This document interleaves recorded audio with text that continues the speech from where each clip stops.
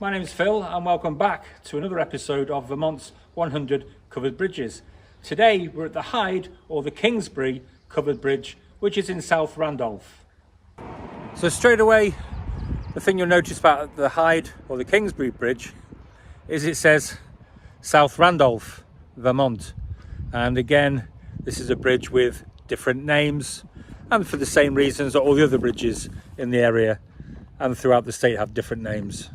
And of course it can also be complicated because this is known as the Hyde Bridge, and the last bridge we were at, the Gifford Bridge, is on Hyde Road. So we're 3 miles from the Brayley-Johnson Bridge and we're 2 miles from the Gifford Bridge. And again, this one was also built in 1903, so you could say they're cousins. And also it is a multiple king post truss. But unlike the other two bridges a little bit further upstream, this one was made wholly as a covered bridge, whereas the other two were built as open bridges but had the roof added at a later date. There's one other feature. If you look at the portal, actually look at both portals, they're rounded. Now there's 9 bridges in this area. There's 3 on this river, the second branch of the White River, and then the first branch of the White River that has 6 bridges on it, and that's where I'll be going on my next little trip, my next excursion in a week or two time. But this, out of the 9 bridges, this is the only one that has a round or rounded portal. Again, as with the other two, the builder is unknown. Lovely piece of graffiti on the end. I've not actually seen too many pieces of graffiti. And it's unusual. Well, I wouldn't say it's unusual. You'd expect it to be on the bridges where there are, bigger population. But yeah, even the rural areas have their graffiti artists. Local farmer coming through the bridge.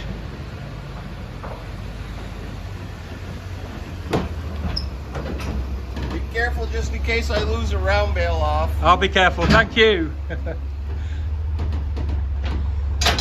Most of the traffic is from the farm.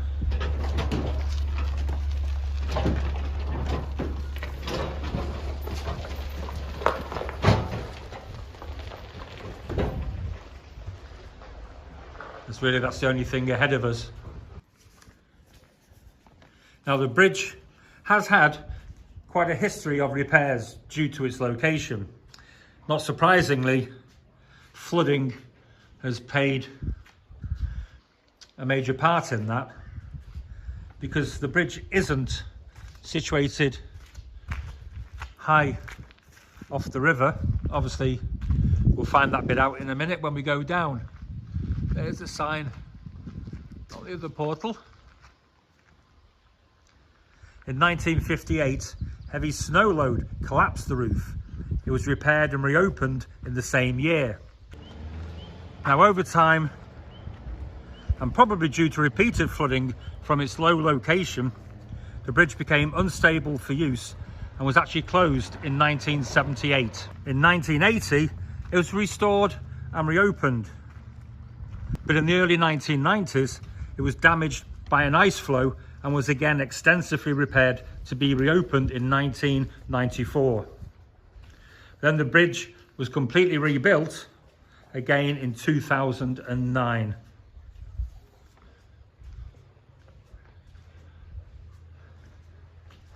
So by the sounds of it, there's not a lot of original bridge to it. Again, builder unknown. Now when the bridge was closed in 1980, it was still in use, not for traffic, but the local farmer, he would store a lot of his equipment and machinery in the bridge over the winter months to keep them covered from the snow. So, and why not take advantage It's like I said when I was at the two Willard twin bridges. They were like barns. So yeah, if the bridge isn't in use for cars, then feel free in the crazy snow to storm machinery, anything else that you want to keep out of the winter snow and the cold. One other little feature here is the curbing. Now, we saw it at last week's bridge, at the Gifford Bridge, and we've also seen it at the Phill Bridge, where they use laminated beams, not only to protect the bridge in terms of strengthening it, but protecting it also from vehicles that can go by and hit it. Whereas here, they haven't, probably not the need to protect the bridge for weight-wise, but they have built this curb to protect it from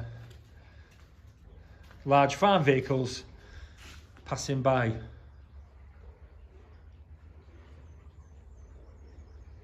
I love the rounded portal. Let's see what we can find down below.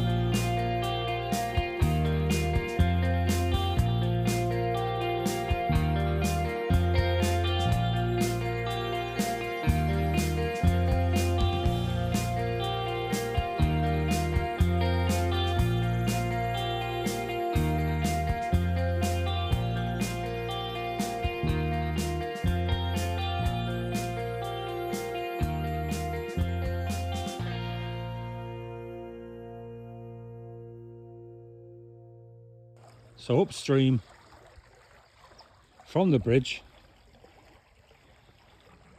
a little deep and no ledge on the abutment like there was at the last one. So I'll have to see what's on the other side and which has got the best access. It's funny because you think it's going to be one of the big bridges, the fast flowing one with the dam right next to it. This could be the most difficult to get into. It's just there's a drop. It's like I can drop into it, but then how do I get out? But I think I can use those to find my way in. Yeah, it's like I can probably get down. Can I get back up? Well, you'll know in the next shot or not whether I was successful or not. And I'm proud to bring you a shot from upstream in the river. Let's go underneath. Again, common feature whilst under a bridge is there's no rocks. If somebody wants to explain how that happens, then please let me know. So again,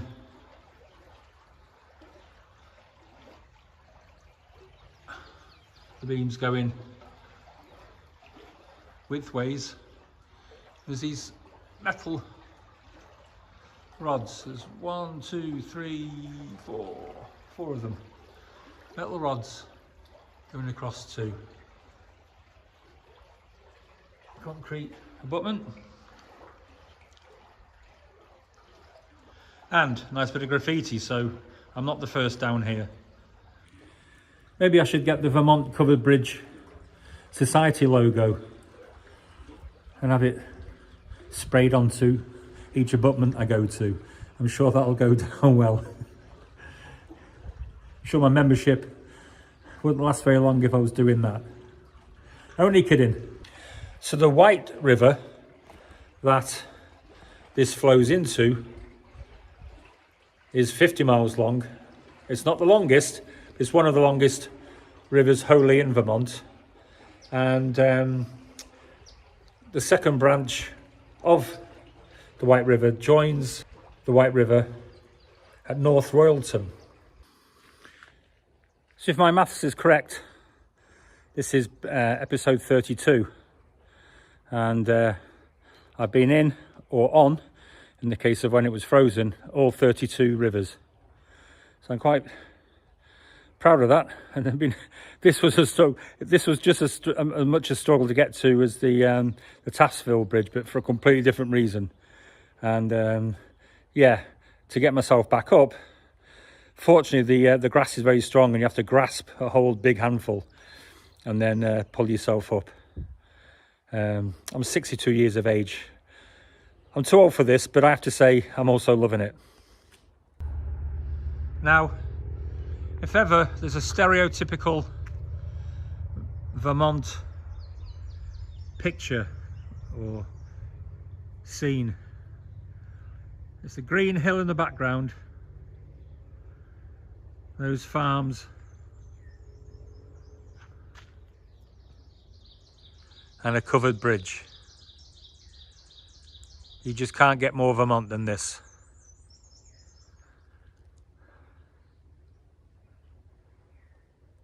So the bridge has a claim to fame in a Hollywood movie. None other than Alfred Hitchcock used the bridge in one of his films. Now this intrigued me quite a lot, and I was wondering, you know, whether it was Cary Grant being chased by a crop duster across the field, or was it Janet Leigh racing along Route 14 on her way to the Bates Motel, where she would unfortunately meet her end in the shower at the hands of the infamous Norman Bates? Or was it indeed Hitchcock himself in his traditional cameo appearance, driving gently through the bridge in a classic car? Well, I'm sorry to disappoint, but here's a clip of the shot from the film, and it's called The Trouble with Harry. And it's actually a different film from Hitchcock. It wasn't a thriller. It was actually a black comedy. And again, here is the scene, and it's just a scene setter. It comes on at the end of one scene, and it's like an intro into another. So here's Hitchcock at the Kingsbury Bridge in 1955.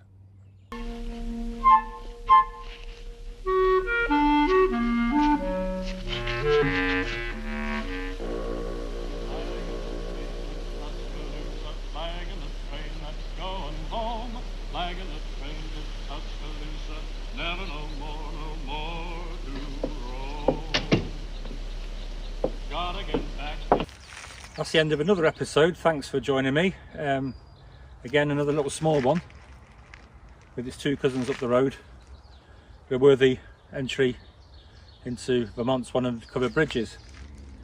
Thanks again to Vermont Covered Bridge Society for their help and support. And keep buying those calendars. And I'll see you next week in another episode.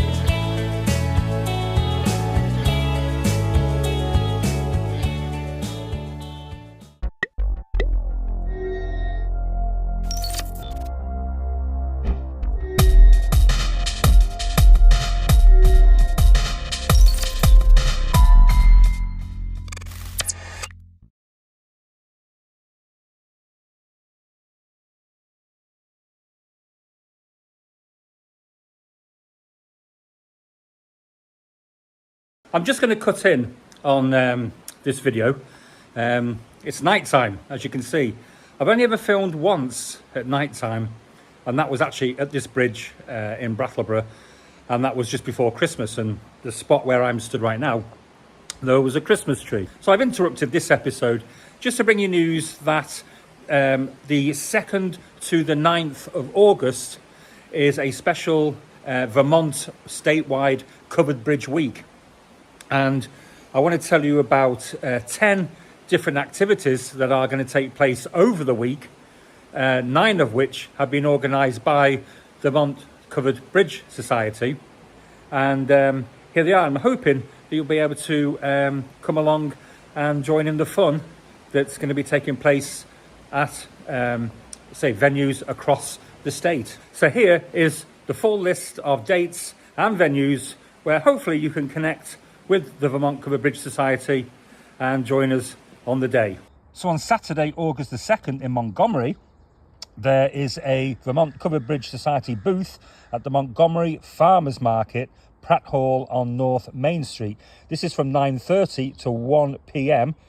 But at 11 a.m. there's a brief history of Montgomery's covered bridges that was produced by the Montgomery Historical Society. On the same day in Pittsford, there is also another booth at the Pittsford Day 2025 at the recreational area road. This is from noon to 6 p.m. On Monday, August the 4th, it's Maple Monday, and you can visit one of 3 covered bridges and buy maple products. The Brown Covered Bridge in North Shrewsbury on Cold River Road, the Mount Orne Covered Bridge in Lunenburg, and the Bartonsville Covered Bridge in Rockingham. And this is from 3 to 6 p.m. and you'll get a free gift if you turn up. On Tuesday, August the 5th in Northfield, there's also a Vermont Covered Bridge Society booth at the Northfield Farmers Market on South Main Street. This is from 3 to 6 p.m. On Wednesday, August the 6th in Springfield at the Town Library on Main Street, from 1 p.m. to 3 p.m, it's the August Armchair Adventure to Covered Bridges, hosted by Vermont Covered Bridge Society's president. Here there's a pictorial tour of Vermont and Western New Hampshire covered bridges. Thursday, August the 7th in Brattleboro at the Creamery Bridge on Western Avenue from 6 to 8 p.m, I will be hosting a film based on all the covered bridges in and around the Brattleboro area. So bring your own chair, and the showing will actually be at the covered bridge itself. Friday, August the 8th in Brandon, there is also a Vermont Covered Bridge Society booth at the Brandon Farmers Market on Central Park on Route 7. This is from 9:30 a.m. to 2:30 p.m. On Saturday, August the 9th in Jeffersonville, there's another Vermont Covered Bridge Society booth at the 16th Annual Jefferson Art Jam on Main Street. Also on Saturday, August the 9th, starting in Brattleboro, you can join the New York State Covered Bridge Society and the National Society for the Preservation of Covered Bridges on a 2-day safari to 15 covered bridges in southern Vermont, western New Hampshire and northern Massachusetts. There's no charge, but pre-registration is by Wednesday, July the 30th, and I produced an email link here for you to get in touch if you're interested in joining that. And on the same day, August the 9th, at the Cambridge Junction Covered Bridge at 5 p.m, there's a dedication ceremony and a plaque installation to commemorate the Vermont Covered Bridge Society's inception and 25th anniversary.